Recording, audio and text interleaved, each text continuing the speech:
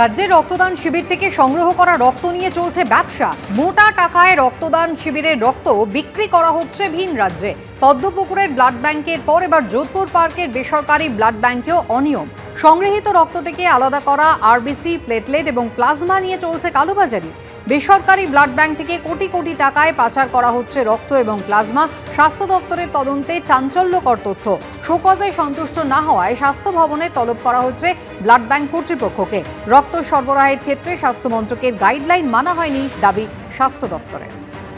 আমাদের প্রতিনিধি সন্দীপ সরকার সরাসরি রয়েছেন আমাদের সঙ্গে। সন্দীপ, এতদিন পর্যন্ত যেভাবে এ রাজ্যের মুমূর্ষু রোগীদের বঞ্চিত করে কয়েক গুণ বেশি দামে আরবিসি, প্লাজমা, প্লেটলেট ভিন রাজ্যে বিক্রি করা হলো, এই অনিয়মটা কেন কোথাও ধরা পড়লো না? তাহলে কি পুরোটাই নজরদারির অভাব ছিল? এখন যখন জানা যাচ্ছে কোটি কোটি টাকার বেনিয়ম হয়েছে, স্বাস্থ্য ভবন কি ব্যবস্থা নিচ্ছে? দেখো, স্বাস্থ্য ভবনের তরফ থেকেই কিন্তু প্রথম এই বিষয়টা নিয়ে খোঁজ খবর করা শুরু হয়। স্বাস্থ্য ভবনের যে স্টেট ব্লাড ট্রান্সফিউশন সেল রয়েছে তাদের আধিকারিকরা প্রথমে যে বিষয়টা তাদের সন্দেহ জাগে যে কেন সরকারি ব্লাড ব্যাংক যে সমস্ত রয়েছে সেখানে তুলনামূলকভাবে কম রক্তদান শিবিরের আমন্ত্রণ আসছে। রক্তদান শিবির যেখানে হয় বিভিন্ন পাড়ায় পাড়ায়, তারা কেন বেসরকারি ব্লাড ব্যাংকগুলির দিকে বেশি তাদের ঝোঁক রক্ত দেওয়ার ক্ষেত্রে? এটা করতে গিয়েই তারা বুঝতে পারেন যে এর পিছনে রয়েছে একটা আর্থিক দুর্নীতি। যে প্রত্যেকটি বেসরকারি ব্লাড ব্যাংক যে সমস্ত জায়গায় রক্তদান শিবির করেন তাদের মধ্যে অনেকের ক্ষেত্রেই এই অভিযোগ সামনে আসে যে তারা রক্তদাতা পিছু একটা নগদ অর্থ যারা উদ্যোক্তারা রয়েছেন, ক্লাব যারা অর্গানাইজ করছেন বা বিভিন্ন সংগঠন অর্গানাইজ করছে তাদেরকে দিয়ে থাকেন। এবং এই টাকাটা কোথা থেকে আসছে? একটা ব্লাড ব্যাংক যখন একজন রক্তদাতার থেকে রক্ত নেওয়ার পরিবর্তে একটা নির্দিষ্ট অঙ্কের টাকা বরাদ্দ করছে, তাহলে সেই টাকাটা আসছে কোথা থেকে?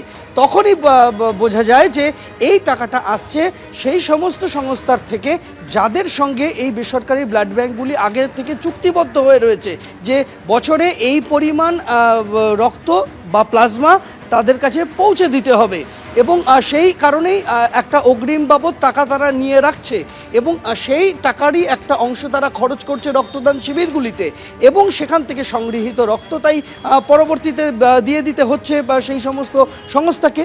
এখন তদন্ত করতে গিয়ে যেটা দেখা যাচ্ছে, মূলত প্রতিবেশী যে আশপাশের রাজ্যগুলি রয়েছে, উত্তরপ্রদেশ, ঝাড়খণ্ড, বিহার, কিছুটা ওড়িশা, এই সমস্ত জায়গাতে আমাদের রাজ্যের তুলনায় রক্তদান শিবিরের সংখ্যা অনেক কম।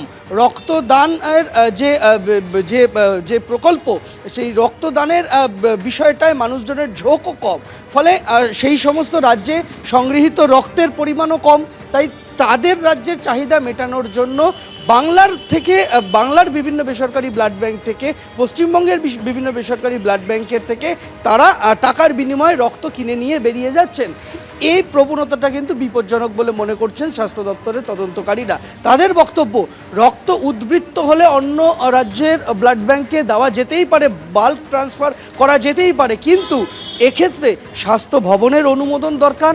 কেন্দ্রীয় স্বাস্থ্য মন্ত্রককে এই বিষয়টা জানাতে হবে যে এক রাজ্য থেকে আরেক রাজ্যে রক্ত পাঠানো হচ্ছে।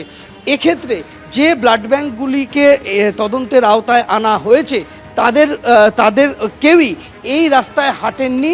স্বাস্থ্য দপ্তরকে অন্ধকারে রেখে তারা রক্ত বিক্রি চালিয়ে গিয়েছেন মাসের পর মাস ধরে, বছরের পর বছর ধরেও হয়তো হতে পারে। এখন স্বাস্থ্য ভবন তাই ধাপে ধাপে প্রত্যেকটি ব্লাড ব্যাংক আধিকারিকদের ডেকে পাঠাচ্ছেন, নথিসহ তাদের যাবতীয় নথি পরীক্ষা করে দেখা হচ্ছে।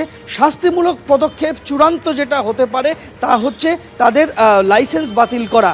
সেই লাইসেন্স বাতিলের রাস্তায় স্বাস্থ্য দপ্তর হাঁটবে কিনা সেটা সম্পূর্ণটা নির্ভর করছে তদন্ত কমিটির যে পর্যবেক্ষণ, তার উপরে স্বাস্থ্য ভবনের সর্বোচ্চ স্তরে কি সিদ্ধান্ত হয়। তবে হ্যাঁ, বেশ কয়েকটি ব্লাড ব্যাংক তারা তদন্তের র্যাডারে রয়েছেন।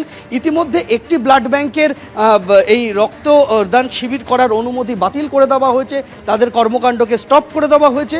আরেকটি ব্লাড ব্যাংকে শোকজ করা হয়েছে, তারা জবাব দিয়েছেন, যেটা অশোক ব্লাড ব্যাংক যোধপুর পার্কের, যেখানে আমি দাঁড়িয়ে রয়েছি।